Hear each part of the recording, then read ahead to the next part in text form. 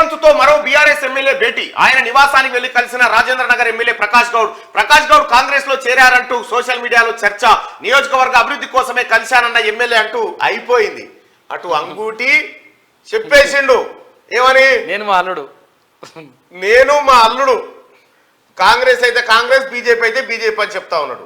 అటు పోయి నలుగురు ఎమ్మెల్యేలు పోయి, మెదక్ ఎమ్మెల్యేలు నలుగురు పోయి మా కేసీఆర్ కంటే ఈయననే నయం అడగంగానే అపాయింట్మెంట్ ఇచ్చిందని చెప్పారు.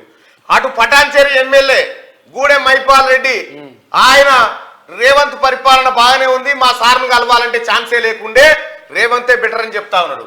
ఇక తాజాగా రాజేంద్ర నగర్ ఎమ్మెల్యే ప్రకాష్ గౌడ్ కూడా పోయి రేవంత్ రెడ్డిని కలిసిండు. దీన్ని బట్టి ఏమర్థమైతా ఉందంటే కాంగ్రెస్ పార్టీ ఎప్పుడు పిలుస్తుందా, ఈ వంకతో పోయి కలుస్తావు పిలువురు సార్ చర్మంలో పిలువురు సార్ ఏమనంటే నియోజకవర్గ అభివృద్ధి కోసం పోతాయి. నియోజకవర్గ అభివృద్ధి కోసం గతంలో కేసీఆర్ దగ్గరికి బంగారు తెలంగాణ కోసం పోయారు, అభివృద్ధిలో భాగస్వాములు కావాలి, ఇట్లా రకరకాల అంశాలు చెప్పుకొని పోయారు.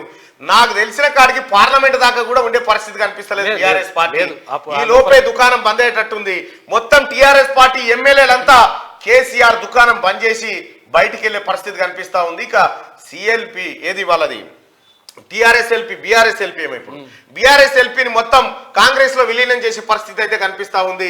ఇక ఏదైతే కాంగ్రెస్ పార్టీని కేసీఆర్ దెబ్బ కొట్టాలని 42 మంది ఎమ్మెల్యేలను అక్రమంగా చేర్చుకొని కాంగ్రెస్ పార్టీని మొత్తం దివాలా దించే పరిస్థితి చేసిండో అది ఉల్టా అయిపోయింది సీన్. ఇప్పుడు అదే కాంగ్రెస్ పార్టీ వేటుకు బలి కావాల్సినటువంటి పరిస్థితి వస్తా ఉంది. ఇప్పటికైతే ఓపెన్ గా రేవంత్ రెడ్డి గారు కానీ కాంగ్రెస్ పార్టీ అగ్రనాయకత్వం మేము చేర్చుకుంటామని చెప్పలే, వాళ్ళంతా వాళ్ళే వస్తా ఉన్నారు, వాళ్ళే కలుస్తా ఉన్నారు. నువ్వే మంచుకున్నావు సార్ అంటుర్రు. మరి దానికి ఎవడేం చేస్తాడు? ఇక తప్పదు కొన్ని విషయాలలో. ఇక ప్రకాష్ గౌడ్ కాంగ్రెస్ లో చేరారంటూ సోషల్ మీడియాలో చర్చ జరుగుతా ఉంది. నియోజకవర్గ అభివృద్ధి కోసమే కలిశానని ఎమ్మెల్యే చెప్తా ఉన్నాడు.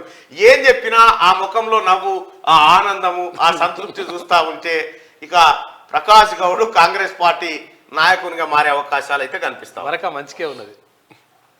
వాళ్ళు నలుగురు